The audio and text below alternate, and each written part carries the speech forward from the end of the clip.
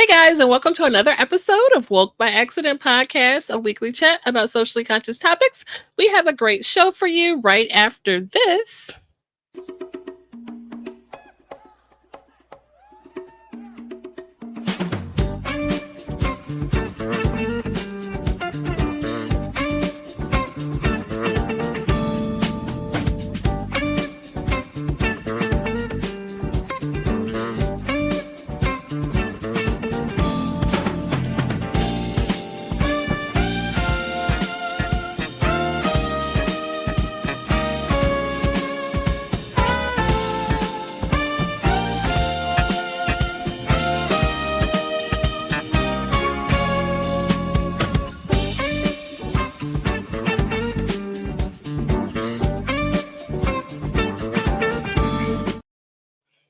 Hey guys, and welcome to another episode of Woke by Accident podcast. Today we have a special and wonderful show. We are happy to have our most favorite co-host today, Sambaza, host and creator of the Sambaza podcast. He is a two-time nominee for the Best African Diasporan Podcast by the APVA, and he is from the Republic of Kenya in East Africa. He is now recently nominated for a third time with the African Diasporan Award for 2024.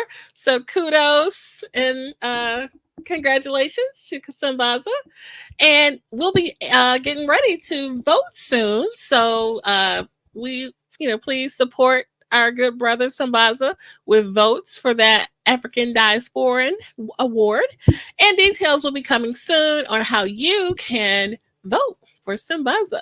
So he also has been a presenter at the Afros and Audio Podcast Festival discussing Pan-Africanism, and he is an ambassador for the 2024 Afros and Audio Podcast. Hey, Sambaza.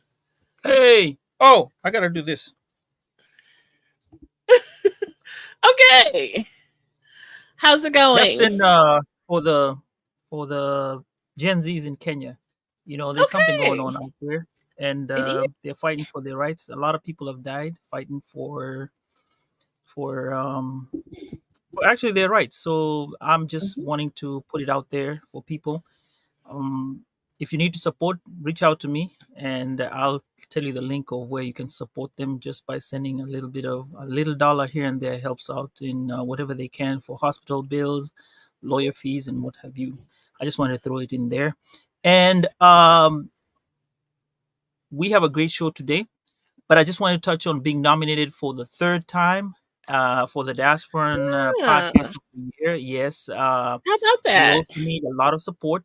So I need all the family out there. You know, you tell your friends, tell your other friends, cousins, uncles, everybody. They need to do this because we got to bring it to Sambaza, to Kenya, and to the USA for the diaspora, because we haven't won till we vote. So there we go. That's right. Okay. I appreciate you sharing that. We definitely want to support you and your content that you've been, constantly putting out, and we support you in that. So we will share and encourage everybody to share it as well and support you. So excited about today's show. We are ready to introduce our guest. Any additional thoughts, Sambaza, before we introduce our guest? Oh, our guest tonight will have an inspiring story, and we want to listen to her stories and what she has to share with us as of today. And I'm hoping that at the end of it all our viewers will be happy and will leave inspired when they see this podcast. Just make sure you like and subscribe so that you can get to know when we're coming online and listen to our great messages. So I'm ready. For sure. Thank you for sharing that. And so welcome to another inspiring episode of our Woke by Accident combination with Sambaza podcast. Today we're diving into an incredible journey of a woman who embodies resilience, creativity, and sustainability. Our guest is not just an entrepreneur, she's a visionary fashion designer with a champion of sustainable reselling. And leaving a corporate life behind, she took a bold leap of faith to pursue her passion and build a business from the ground up, all while navigating personal challenges. Her story is a testament to the power of perseverance and the impact of following your dreams. So I love that. We definitely want to amplify that message of following your dreams. We definitely have had several conversations about sustainability and how that is important to the culture and our community. And so please stay tuned as we uncover the trials, triumphs, and invaluable lessons from our good friend, Miss Leslie Tucker. Welcome. That was an excellent intro. Oh, thank you. Good to see you. Welcome in. How are you? I'm great. Thanks for having me. Yes, for sure. And so, before we get started, I came to know Leslie in the reselling community and just was so touched by her message and positivity, and just wanted to tap in with her and share with our community. So, Oh, welcome to the show, Miss yeah. Tucker. And let's start. Oh, Leslie, you mind me calling you Leslie, right? Yes, I prefer that. All right, great.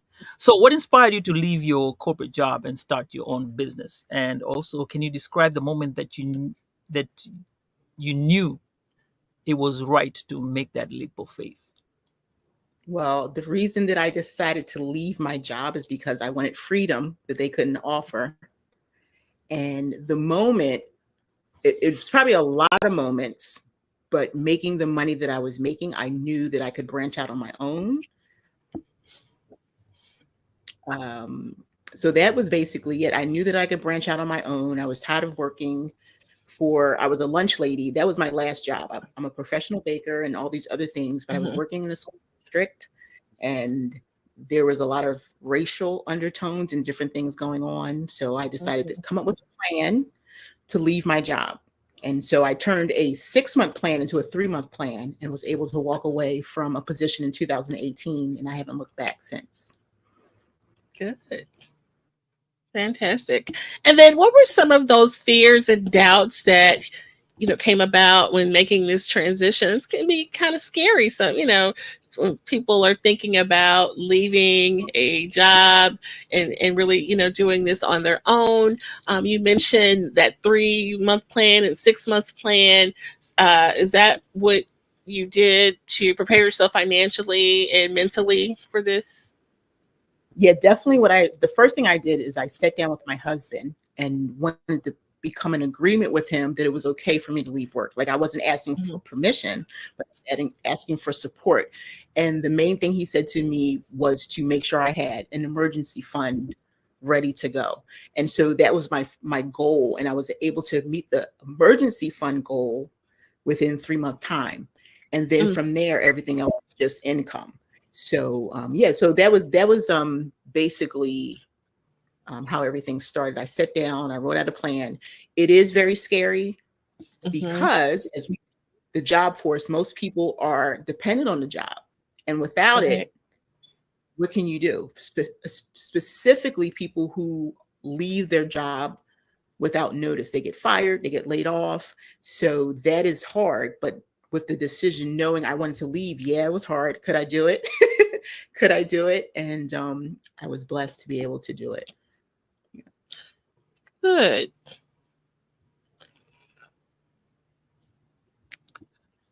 Now, Jen,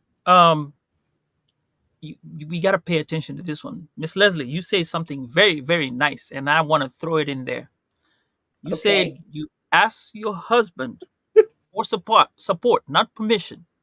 And Right. see, we're here to support you all the time as men, and I think that is one of it's a highlight for what we're gonna talk about, or when it comes to support.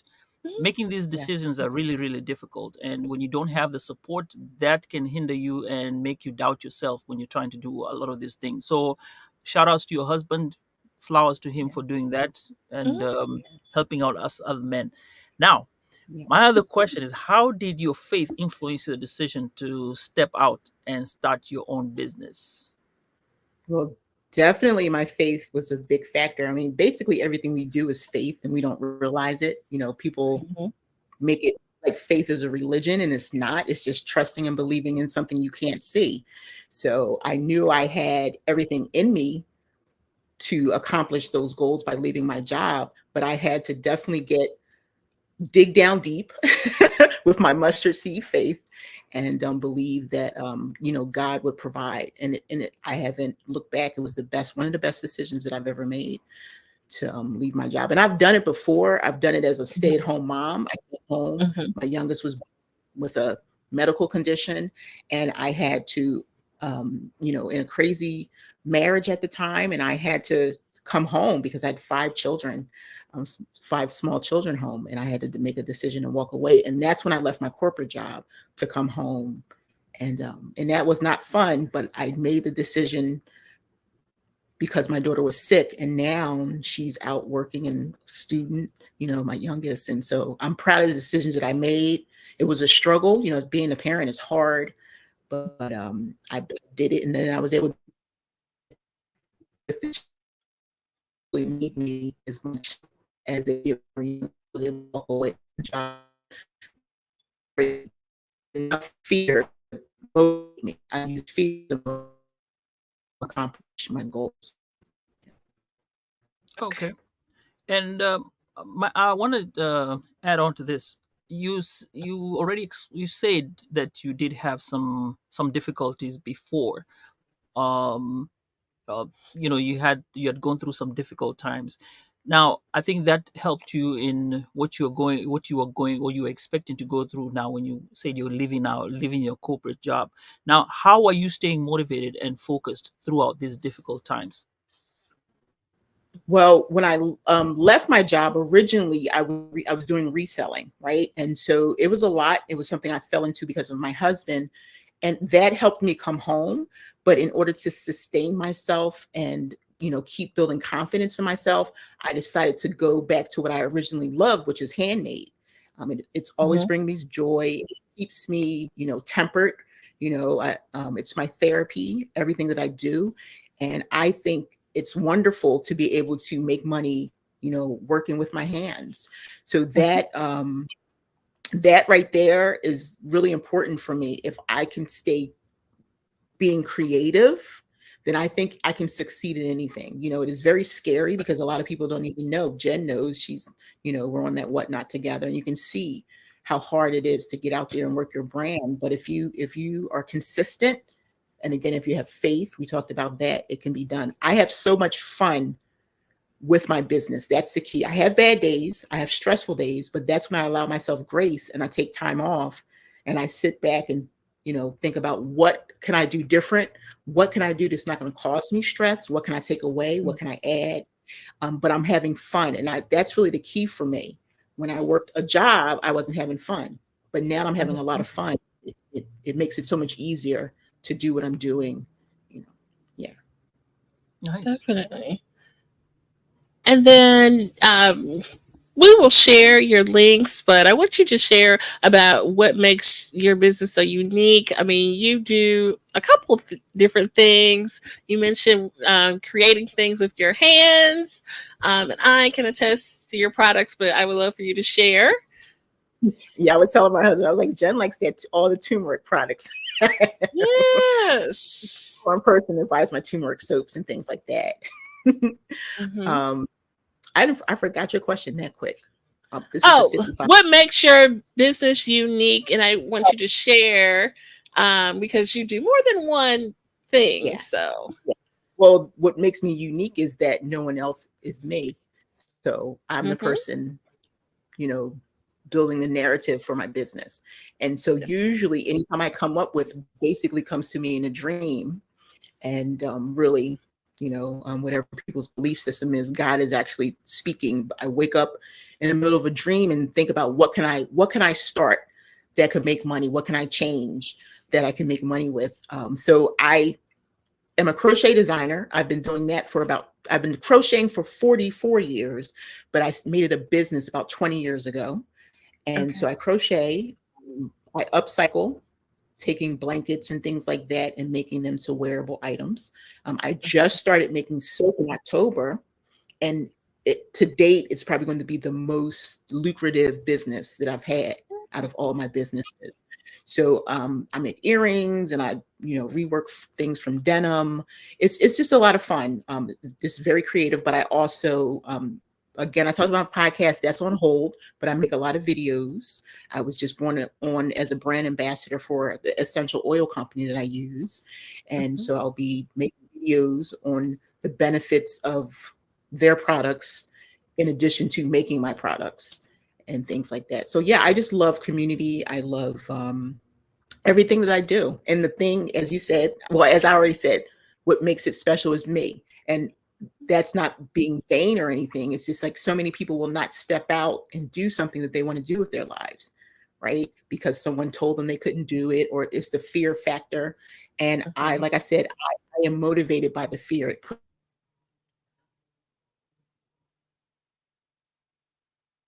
so, and if not me, then who, right?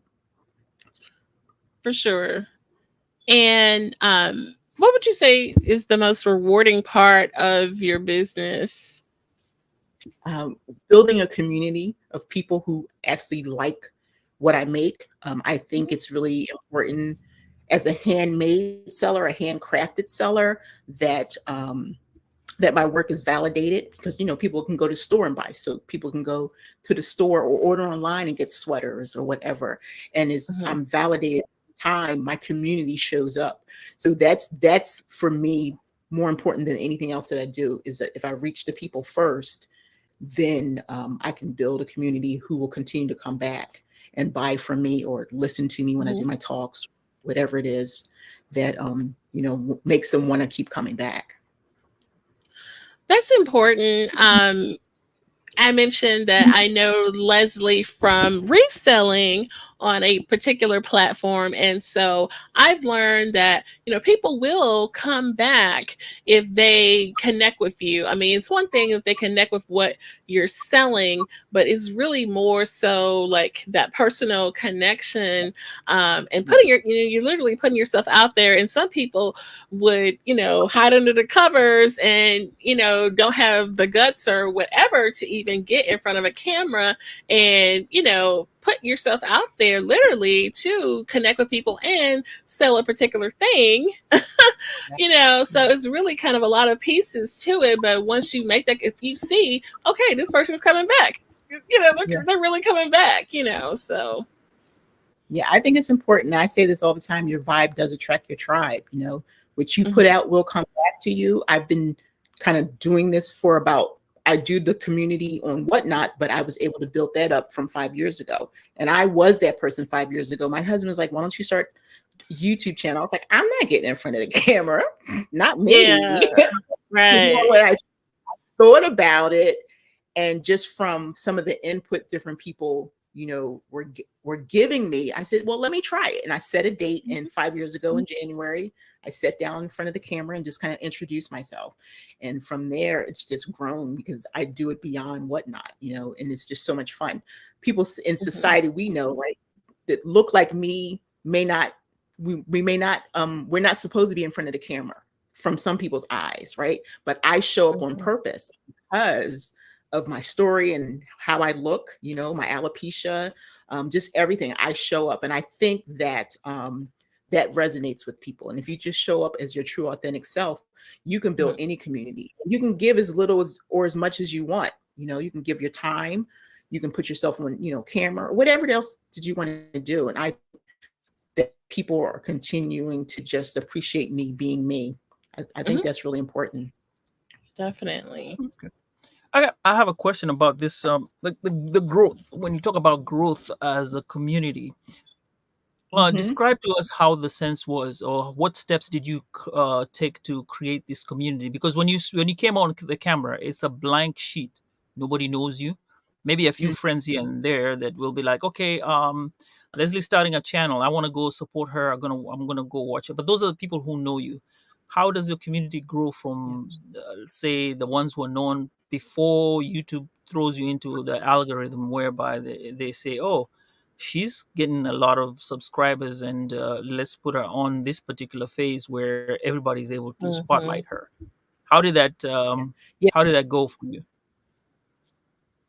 Well, really, it was the key of just showing up, right? Like my first ever video, I just sat in front of the camera, and for like 15 minutes, I just introduced myself, right? And then I sent little snippets to Instagram. I put a little bit on TikTok. People started to watch and find me just from my videos. And then I got a little bit bolder and started going live on Instagram and just kind of talking to people. And then I would take my podcast. This is when I was a full time, well, partially podcasting. I would actually travel. I would say to people, where are you at? Where would you like me to travel? So I've been to Boston, Atlanta, and I host my podcast and then go with a group of people and break bread. And so I may not be able to physically do it, but as just showing up on Whatnot or wherever I show up, just kind of telling my story a little bit, because we all can get something from some story, right?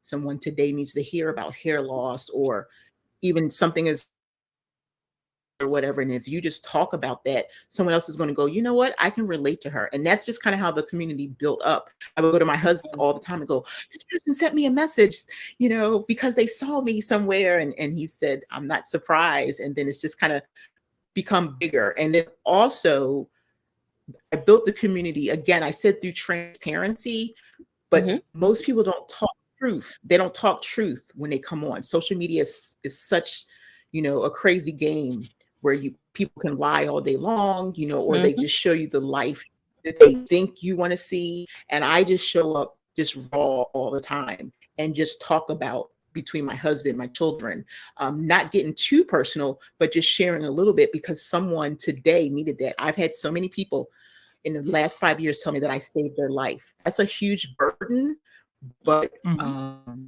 I'm glad that they share that. Like I may have put a message out that day and they said, I was about to take my life and you said Mm-hmm. something. And so that's why I continue to show up, not necessarily for me, but for someone who may just need a word. Um, a mother who's staying at home, or a mother who has 5 children and just trying to Mm-hmm. figure out how to navigate this system called life. Yeah. For sure. That's awesome. um Mm-hmm. I have a question, because most of the people who come in here might be podcasters and might want to listen to this. But can you describe how you said, you said you went to a city and went to podcast over there and broke bread with the people? How would this setup Yeah. come up? How would you kind of like, would it be a call, or would you post and say, hey, I'm going to be in, say, Atlanta, at the Mhm. Coca-Cola Center at 10 o'clock? How do you do it? I've never done it Mm-hmm. before, So and I'm curious to just know how Well, for it could be done. Atlanta was easy because I was still full, reselling. So in Atlanta, it was ThriftCon, which is a vintage Mm-hmm. Mm-hmm. gathering where people sell vintage clothes and teas and things like that. And I already had a Hmm. few friends in Atlanta. So I just, on Instagram, I said, oh, I'm going to be in Atlanta during ThriftCon. Is anyone interested in meeting with me? And literally I was able to get an Airbnb with friends. It was a bunch of us. And then the next day we met at a restaurant, 40 people. And I did the same thing in Boston. I said, I'm going to be in Massachusetts. Anybody want to get together? I said, it's going to be too much for me to put everyone on the podcast. So I gave everyone a challenge. And if they won the challenge, they were able to come on the podcast. So I interviewed 9 people. Nice. After I interviewed the nine, they just passed the mic around and I recorded it. And after I interviewed them, we went to the restaurant and 35 people there waiting, to spend time. So it's really humbling that, people want to hang out like that. Mm-hmm. I enjoy it. And Yeah. how It, do you it was. manage such a huge community, in Mm-hmm. terms of like communicating with them, if not via online? Do you like have newsletters, or do you like constantly send messages? How do you keep them abreast with what's going on? I know that there's a show, maybe you do it. I don't know Mhm. what the frequency was for the podcast, but my idea is, how do you keep them engaged to be like, okay, I want to come back, or I'm hearing some news, like she's going to be here, stuff like that. Mm-hmm.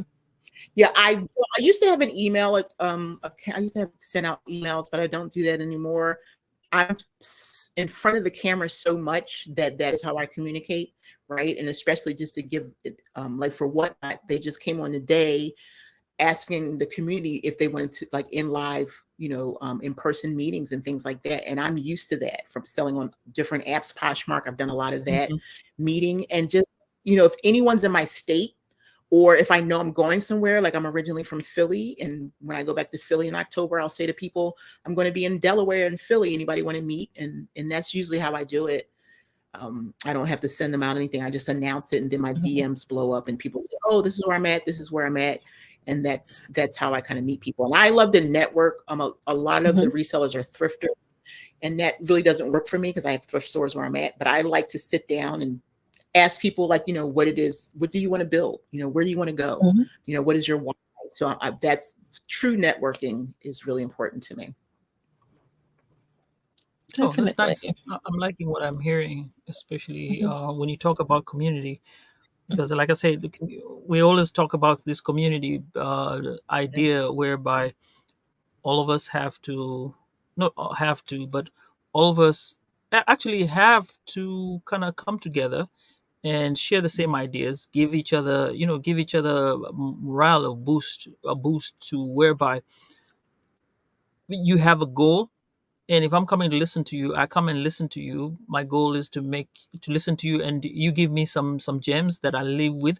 So it's actually like you said, breaking bread and sharing stuff amongst yourselves. That's great. Mhm. I'm liking that. For sure. And Leslie is the self-proclaimed Philly John. I wanted to throw that in there. Yeah, well, that's the words. I said John, and it's a verb, a noun, an adjective. You know, I'm a Yes, John, I've you're a heard John. about it. I've heard about it. Well, it's the derivative from the word joint that started in New York, right? And the Mhm. people back in the 20s and 30s and 40s, they knock on the door and say, "Is this the joint?" And that's where they knew Black people. It was safe for the Black people to go, and whether it Mm. be a club or whatever. And then so Philly, just because my husband's from New Jersey, so he says joint, and I say John. So yeah, Oh, okay. Love it. yeah. I love it. That I'm a is Philly the fan, culture. so Okay. I'm an Yeah. Eagles fan for life. You're an Eagles fan, yeah, yeah. The Eagles, Yeah. they're home. So that's I will root for them because they're home. Mhm. Eagles, Mhm. Flyers, Sixers, yeah. Yeah. Oh, okay. Now I have we're gonna go backwards, right? Mhm. Is there anything you would have done differently during your transition now that you've gotten to where we are? Mm, from usually I don't think about going back, Mhm. because I believe that everything I've gone through has led me to this moment. So to take away would take away from the experience that I had, whether it was good or bad. I had to go through all that stuff to get here. I haven't arrived anywhere yet, but I had to go through challenges and, worrying about money and wondering if I could clothe my children by taking this leap and staying home. So I wouldn't take anything away. I'm glad that I went through all those things, everything in my life. I'm glad that I went through everything because I wouldn't have a story to tell if I didn't go through those things. But even going through that, like for example, um, going through that, the whole journey, right? There were steps that you could have, maybe if I did this move, it would have led me somewhere else. If I did this move, it would have taken me like B or A, right? But either Yeah. way, we're here. But you can Yeah. say, yeah, I could have taken B. It would have led me to this, but I'm comfortable where I'm Yeah. at. Like, I'm, Yeah. I'm guessing you're comfortable where you're at. So, if you either way, do you have any questions regarding like, I could have done that path. It would have led me to this other thing that I would have been doing. But no, no, no, no. What I'm at, I'm Mhm. comfortable. So that's how I Well, was. Yeah. I'm going to say I really can't answer that, but I will say that I'm not comfortable because I haven't done all the things that I want to do, if Oh, that that's makes nice. sense. Mhm. Okay. Mhm. Yeah, I'm not comfortable because people, you get comfortable, you don't want you. There's no room for growth. So I have a lot of room for growth. I'm still a work in progress, and so I don't get comfortable. I'm always thinking about what's the next step because my goal is in 5 years, since I'll be 55 on Saturday, to in 5 years be totally done. I'll write some books or something like that, and I don't Mhm. have to worry about products or anything like that. So that's where I am definitely not comfortable, and that's okay. I'm always about stepping out of the comfort zone, making different moves, and being strategic in some of the things that I do. You know, I wanted to be more. I'm thinking. I want to be like more philosophical when I was using that term comfortable. right, right, Mhm. Um, I think comfortable means experienced. yeah, Like You think? Hmm. because when you're comfortable, you don't really worry about the other things. You've passed. Some things are just they're past, right? And hmm, you're, yeah, like you said, you're not comfortable. You're not there yet, right? yeah, Like I can say with my podcasting, I'm hmm, comfortable with my podcasting. I'm okay. I am hmm, comfortable. Have I made it? No. Am I right, comfortable in the sense that I'm yet to achieve some stuff? Yes. That yeah, part I'm Okay. uncomfortable. But Okay. yeah, being yeah, comfortable as, yeah, hey, we've been doing this for a while. I mean, yeah, Jen, you would say, yeah, you, and Leslie, you too. That's um like day one, yeah, you're not comfortable. yeah, Yeah. But I yeah. So think that's how it's I a view I looking at think it. it's a good, sense to have of not getting too comfortable because we Right. know what can happen. Some of us know what can happen when you get too comfortable, Yeah, Right. So yeah, Okay. But definitely. I like the answer how you put it, regarding uh, the the way you could have changed it or made it different, or Hmm. the way it yeah. is, having it to be a lesson. But um I'm gonna throw one more where I'm gonna ask you this one. What's the biggest lesson that you've learned since becoming an entrepreneur? The biggest lesson that I've learned is that it can be done. you know Okay. that anyone can accomplish their goals, right? Because again, I wasn't making soap in October, and it brings me good money. But Okay. yeah, I learned that there's a lot of room for growth, and I'm willing to study and do all the things that I need to grow. So that's basically probably the biggest thing that I've learned. Yeah. Nice. Okay, we have a comment if you want to acknowledge our comment, Sambaza. Yes. Ed Campbell is here and says peace and light, family.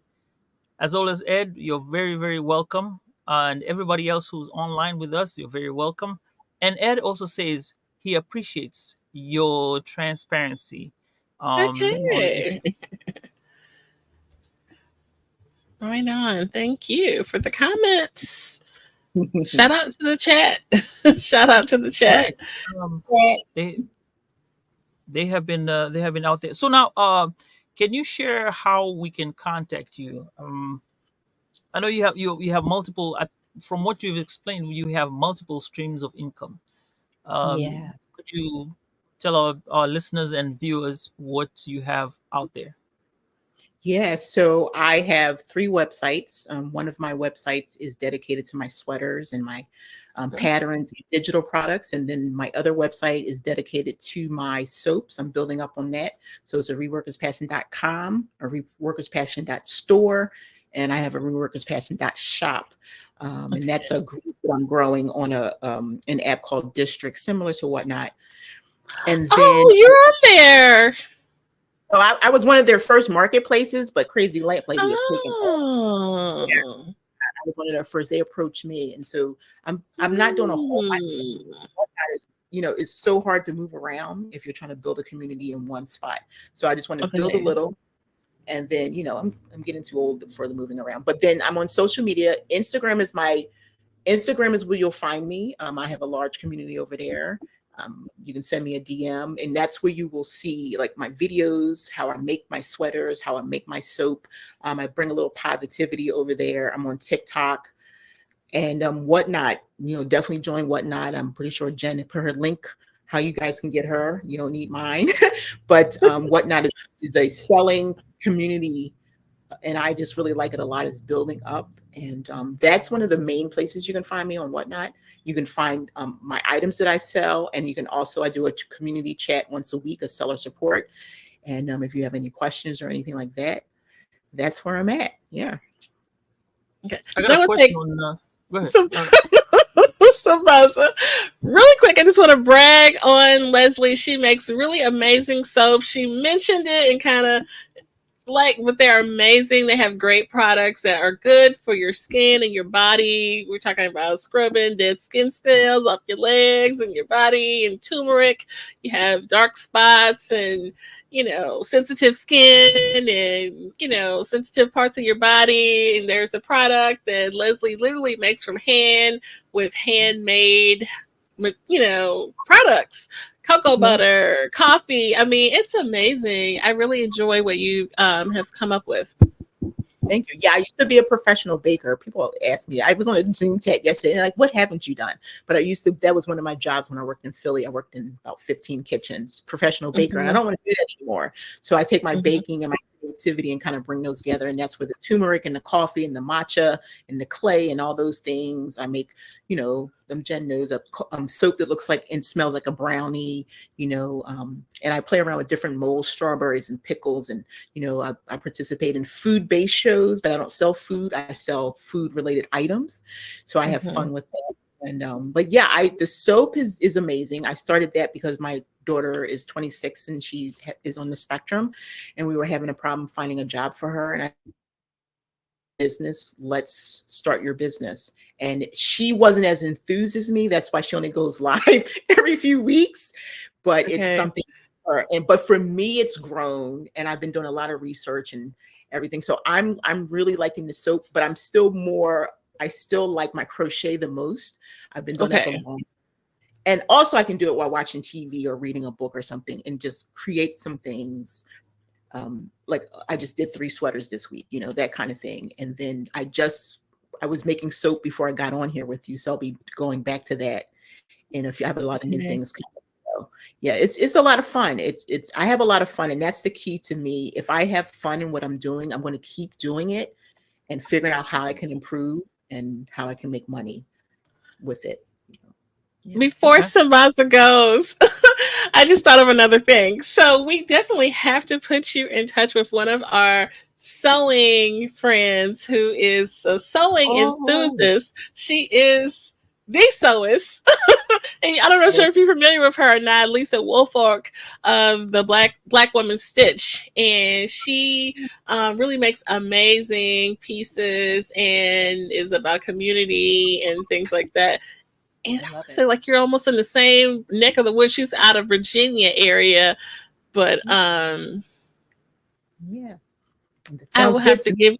give you a link. But I know like some of these sewing events, like Mhm. what was this thing that they just had? Was it in Chicago? I'm not sure if you're familiar. Oh, it has like a little cool name too. You remember what it's called, Simbaza? That uh, event? It's like a oh, sewing type of event that you know, Lisa you know, did. this I've been You know ticketing what? online, so it's been a minute Yes, you since have. uh, excuse me for Because that. she got to meet that famous lady that made the leather jacket for Michael Jordan, and Mhm. okay, I'll send you the link. I'll send it to you. But yeah, you've gotta check her out. That's like right up your alley. The thing I'm not happy about is Miss Leslie saying that she's not baking anymore, and I love cakes. That's Oh, Well, let's yeah. be clear. I don't bake to sell, but I'm Uh-huh. baking. We keep cookie dough in our refrigerator. When my children were growing up, I Oh, would make the cookie dough and then they could bake the cookies. But I do a great 7 Up cake, red velvet chocolate. I still bake. Yeah, I just don't, because my kitchen's not licensed. When I was in Philly, I didn't need a licensed kitchen, but I had a license and I was stay certified then. But now I'm like, yeah, I just bake for home and bake for some friends and stuff. Yeah. Jen, how far is it from Philly to Baltimore? I don't know. About 6 hours or Is so. it Oh, okay? Yeah, no, a little Yes. bit less, maybe 5 because you have to, yeah, go through there and then it's what's it, 2 hours to Philly from there. Yeah. So, Because we're gonna be in October around the 18th to the 20th. We're gonna be in okay. Philadelphia for the Afros and And Audio yeah, Festival. So really? yeah, yeah, we Well, we we're we talking gather about over there as going. podcasters. Yeah, well, So we're talking about going to Philly in October. My son is stationed in South Korea and he's coming home for the okay, Okay. and we're talking about going back to Philly, Delaware. So we'll see what happens. Yeah. okay. So Yeah. we'll be in Baltimore for the weekend, that 18th to the Hmm. 20th. So Right. yeah, I was thinking if it was close by, I probably would have been there, got me up some piece of cake.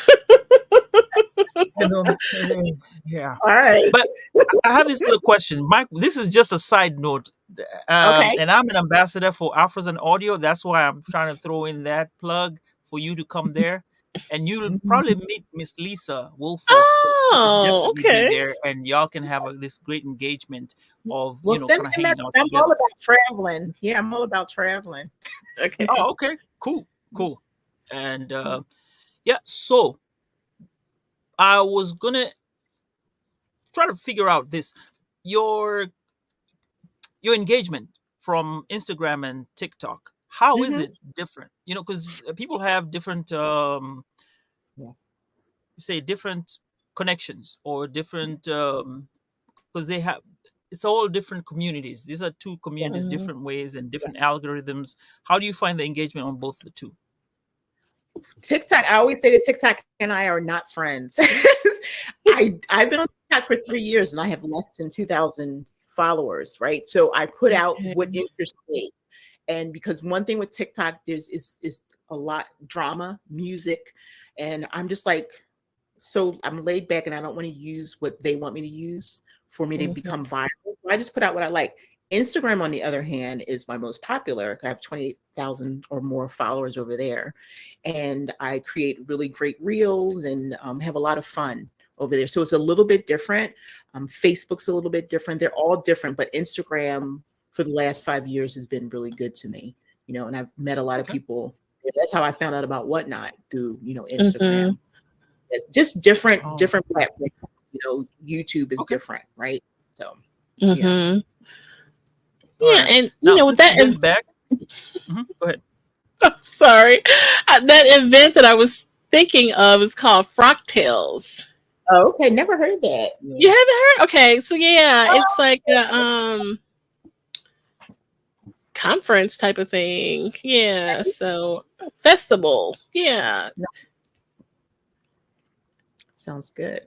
yeah, cool. And it's Now, in since we went, Baltimore because you came apparently. in and went back and forth, tell us again the businesses, the three businesses that we should be looking out for you. So they're basically all the same. Everything's under my brand, a reworker's passion, because I rework, I upcycle and create sustainable, fashion and things like that. Like, it's all about perspective. So a reworker's passion store, that's my soap. I rework liquid into soap. My crochet, I rework, string into beautiful wearable items. And the dot shop is my district. That's just my whole marketplace. But then but if you go to my Instagram and click the link, it'll give you a drop down of like everywhere. I'm kind of like all over the place. Yeah. All right. So if you Okay. soap dot store, reworkers passion dot store for soap crochet.com. Okay. All right. And That's I'm what's up. trying to send you that link. I don't know. Maybe I'll email it to you because it's not letting me send it to your Instagram. But okay, cool. Well, I appreciate you so much, Leslie, for sharing and taking time to speak with us. I really enjoyed this and what you shared. I really do. Yeah, thank you for inviting me. I enjoyed it. I'm having fun. Aside from my challenges with the Wi-Fi, oh great. Yeah. Yeah. Awesome. And then let's see here. So, if you found our episode meaningful, please consider sharing with your friends and family. Our collective awareness and advocacy play a crucial part in creating a positive change. So, stay tuned for more engaging content. Sabaza, any additional thoughts? Leslie, thank you so much for everything that you've given us today in terms of gems, knowledge, and information that I'm hoping to take in as I go ahead and do the podcasting. And I like the way you said about comfortability. You're not Yeah. comfortable there yet, even though I was trying to be philosophical, but you Yeah. made me realize that yes, it's not It's over. all about We perspective. just It's have all to about keep trudging perspective. on. Yes, Yeah. I really appreciate that. That was a great Thank lesson that I can take away from today from you. thank And you. yeah, I had a really nice time. You're welcome back anytime. For Thank you. I sure. had thank you. All right. Well, you guys, you can stick around for a quick second, Leslie, as we properly send you out. And everyone else, thank you for tuning in and take care.